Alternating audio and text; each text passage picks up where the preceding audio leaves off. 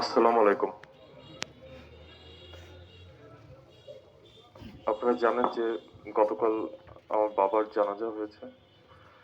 আহ, টিপু ভাই যে এভাবে চলে যাবে এটা আসলে মানতে পারছি না।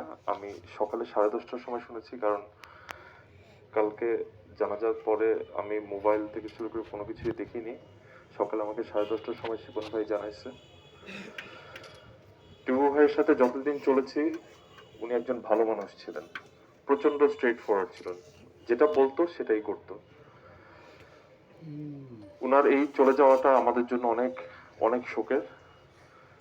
আমি বুঝতে পারছি যে ওনার ছেলে যে আছে, বাবা হারানোর কষ্টটা কি কষ্ট সেটা যার হারায় সে বুঝে। আপনারা টিপু ভাইয়ের জন্য দোয়া করবেন যাতে ওনাকে আল্লাহ বেহেশত নসিব করে। পাশাপাশি আমার বাবার জন্য আপনারা দোয়া করবেন,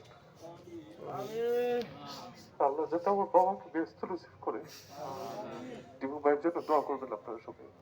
আসসালামু আলাইকুম। আপনারা সবাই কাতার মধ্যে